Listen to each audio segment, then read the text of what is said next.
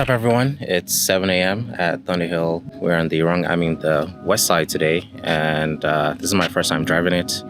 So it should be fun, and yeah, let's see how it goes. Learning a new track can be pretty daunting and kind of scary, but I haven't actually been on this track, right? So I'm gonna show you what I did to prepare, and then we're gonna see if it worked out. So whether you're a beginner or you're an expert or you're super experienced, whatever, I hope this video is helpful for you and you learn something new. So let's go back to me, a couple of days ago and see how I was preparing for this.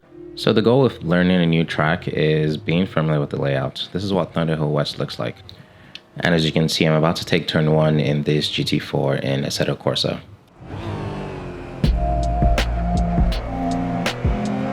So I like to start by finding a high resolution video of someone driving the track. There's going to be plenty of that on YouTube. And then I start correlating the maps, the track maps and the turns on the video with each other. So I'm going through each turn, pausing, trying to see where the turn is on the map. And once I have an idea of where everything is, then I start quizzing myself on what the next turn is. It's really important at track speeds to be able to anticipate what the turns ahead of you are. And so if there's an important takeaway from this video, it's going to be you need to be able to predict what the next turn is. So the next step is basically getting familiar with visual references. In this turn in real life, I went off on the right side because I didn't identify a sufficient visual reference for a blind corner. I should have been using the middle pole over here.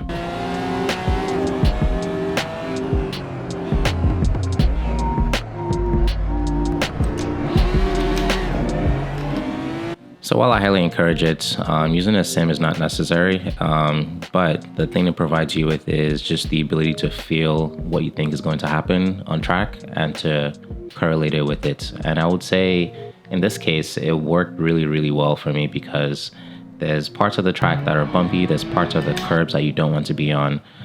Practicing, not hitting that wall over there are all things that you can't really get by watching YouTube videos. And Assetto Corsa is pretty cheap on Steam. I got mine for $5 and I got this track for maybe like $1. So even if you have just a keyboard and mouse, I'll just give it a try. But yeah, let's see if all this worked. All right, welcome back. I'm about a minute away from my first session and pretty excited, pretty nervous, but we'll see how it goes. So first session, what am I doing? Honestly, right now, just trying to make out the simulator stuff to what it looks like in real life. Good news is the track looks very similar to what it looks like in sim.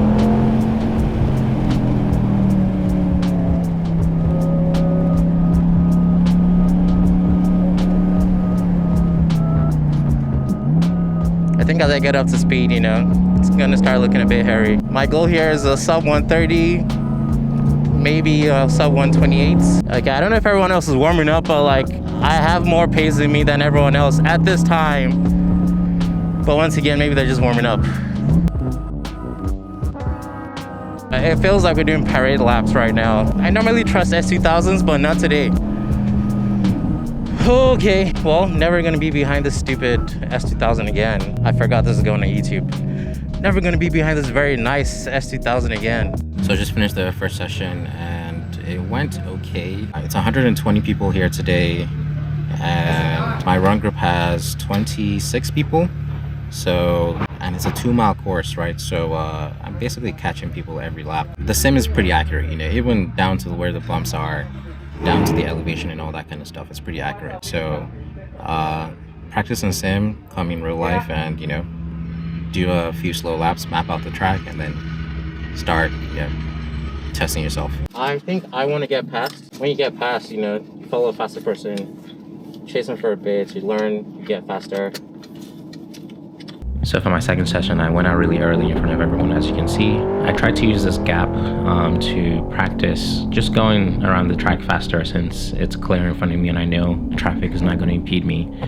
But then I think I realized the mistake that I made earlier is with the slow first session that I had, I wasn't fully taking advantage of practicing where I want to place my car.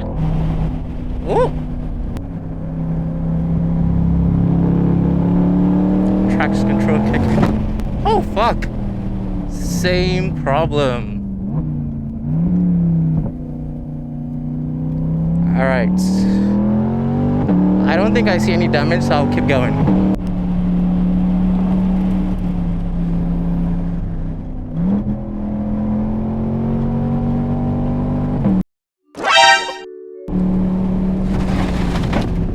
okay. I need to chill. That was scary.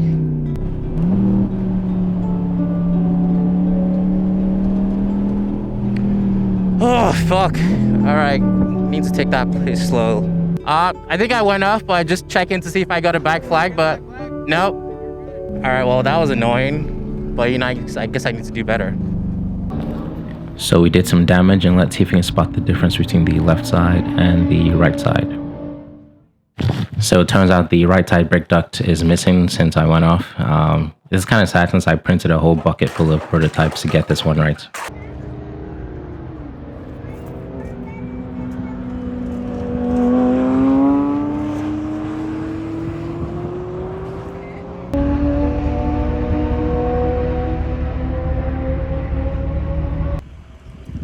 Gone too soon, but not forgotten.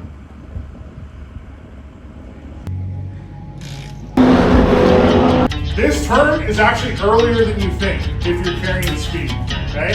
Your goal with the Dorito is to have the left side of the car parallel with that edge.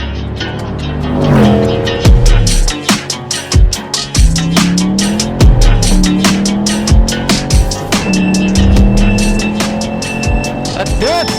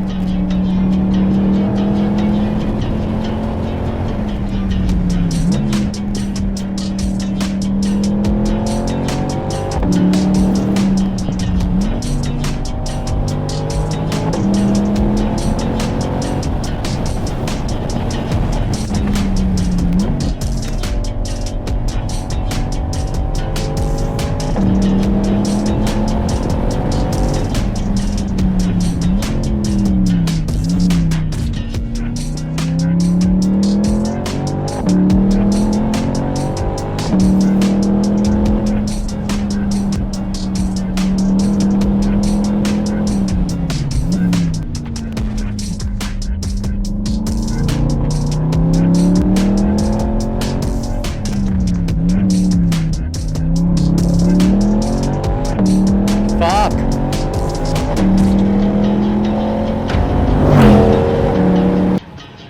Say hello to our latest subscriber. Hey. My new friend.